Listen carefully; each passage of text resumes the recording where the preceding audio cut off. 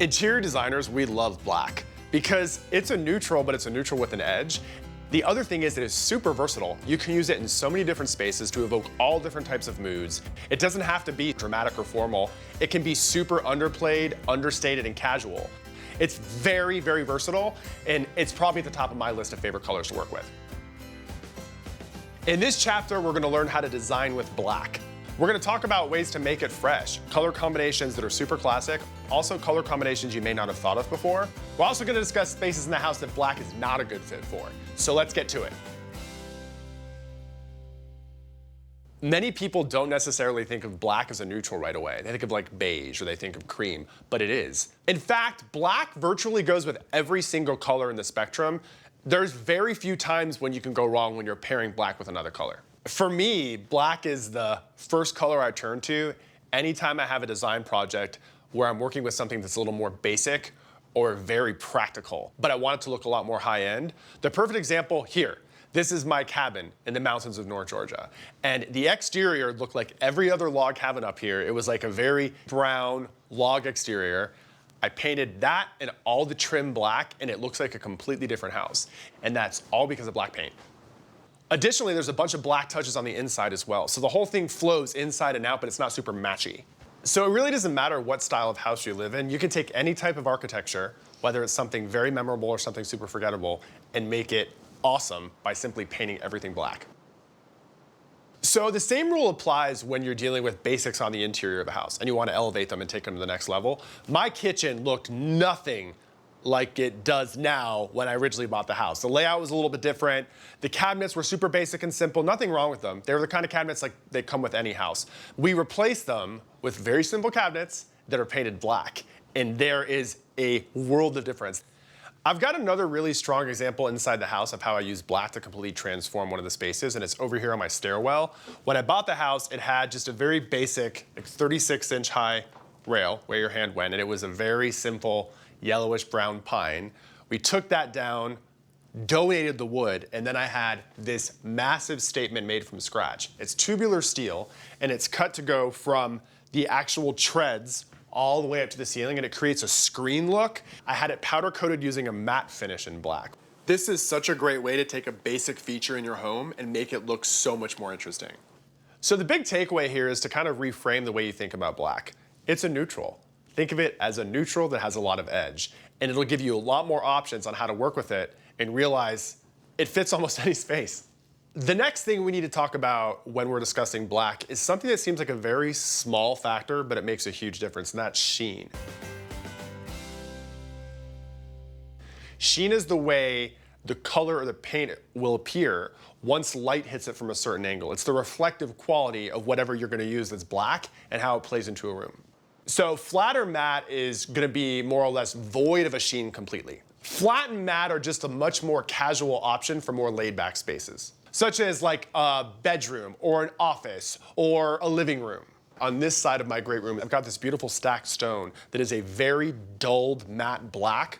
And what I loved about it was how chalky the finish was. So what you really notice is the difference in depths with all the stacked stone. So this is a perfect example of how something that's super matte black can make a statement, but it's by no means glamorous and it's by no means formal. It's just super laid back and earthy. And then there's the gloss family. There's like 3 siblings in the gloss family. There's semi-gloss, gloss, and high gloss. And they're all glossy, and they have different intensities, but at the same time, they all have the most reflection out of all the different sheen options. From a practicality standpoint, glossy is the way to go. It's for hard working spaces, anywhere like where water happens a lot. Kitchens, bathrooms, laundry rooms, creative spaces. It is the go-to finish because it is super easy to wipe. If you're using black in a room that gets a lot of natural light, a really high gloss sheen is perfect because the way it's going to reflect all of those light sources coming in through windows or transoms or doors, it's beautiful. The other thing about glossy black is it's definitely gonna steal the show. So if whatever you're using that's gonna be glossy black is something you want everybody to look at and talk about, great. If it's not, maybe it's not the right fit. And that takes us to satin or eggshell, and those will have just a slight sheen. It has kind of like the perfect blend of almost matte, but not semi-gloss. It's right in the middle, and it's easy to wipe clean. So if you're using black in your home, make sure you don't overlook the importance of the sheen, because it can make or break the look you're going for. So at first glance, you might think black is just black. It's a color, I'm gonna choose it, let's move on. That is not the case. Black is remarkably complex and very complicated. In fact, there are so many shades of black that actually read as other colors. I'm totally serious right now. For example, what I'm holding right here is a black brown.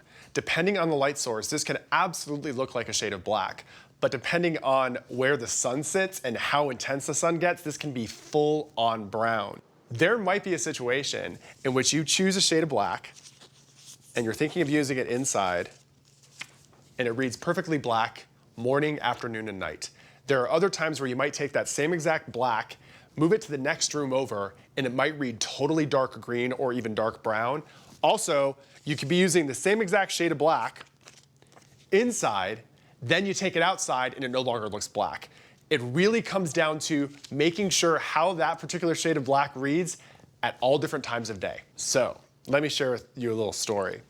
I learned my lesson about all the different shades of black and how they have all of their undertones when I bought my first house and I wanted to paint the exterior black. I found this color that in the home improvement store was straight up jet black. And when I got home and I painted the entire exterior, it read like a very deep brown. It by no means was black. So I may or may not have repainted several houses over my lifetime because I thought I was choosing black, but by the time natural light hit it, it completely changed the color. Next, we're gonna talk about color combinations that involve black. Virtually every single color goes with black. You just have to figure how you're gonna pair them, where and why. Hands down, the most popular and timeless and classic, black and white. Also, that's probably the one color combination in the world with the most high contrast. I use it everywhere, including on my drapery here. And what I love about black and white is it's super versatile, and also it fits any style of architecture or any style of decoration. The thing about black and white that's super interesting is they're both definitely considered neutrals, and they are also complementary colors on the color wheel. Another thing I just really love about black and white in general is any color goes with it. I'm serious, like you could choose any accent color and it's gonna work with black and white. So to give you an example of what I'm talking about, I've got all these different throw blankets right here. So this is a more springy green, and when you introduce it to black and white, it creates this like much more earthy vibe. But you can also make it a little more serious by going with more of a brown green, or you can make it even more playful and like more energetic with a Kelly green. The next thing would be the yellow family. One of the most popular color combinations out there for people who like really bold black and white palettes would be a bright canary yellow with black and white. I'm a fan of going with mustard. This is a much more brown version of yellow, and what I love about it is it creates a little bit of like a warm autumnal feeling when it's with black and white. So this is an excellent way to use yellow that doesn't come across as way too energetic or even kind of like childish. I've got a really bold shade of teal right here, and this is an awesome way to create like a very summery or even like early spring look. It's really classic. But overall, what I love about this is all these colors are totally different with these blankets, and they all work perfectly with black and white. There are some situations in which I don't suggest working with black. I'm not a huge fan of using black on floors. I've done it before, it's very pretty, but it's not very practical because what happens is black on a floor becomes like a giant mirror that just shows everything. So every speck of dust, every piece of dog hair or lint becomes multiplied. So that's maybe one of the few times I usually dissuade people from using black is on the floor. Another thing that I'm not a huge fan of that I don't recommend is painting a ceiling black if it's the only thing in the room that's black. So if you walk into a room and the walls are a light color or vibrant color, and then you go to the ceiling and it's pure black, it makes everything feel shorter. Another situation in which I kind of don't use black is if I'm dealing with a house that has not very special molding or woodwork. If it's trim that's not very special and you don't want to notice it, if you paint it like a shade of glossy black, you're gonna look at it. It's like gonna stand out. If you want it to fade away, I suggest don't paint it black. Getting comfortable using black can really open up a bunch of design possibilities. And it can allow you to go bold, it can allow you to go understated. You could be a little bit more casual, you could be a little more formal. So the more and more you get comfortable using black, you'll find out that it's a really beautiful, versatile neutral that has a lot of edge and packs a bunch of personality. All right, so thanks for joining me. I could talk about this for hours on end because I use so much black in my work, so I'm hoping you learned a thing or two and you'll try black as well.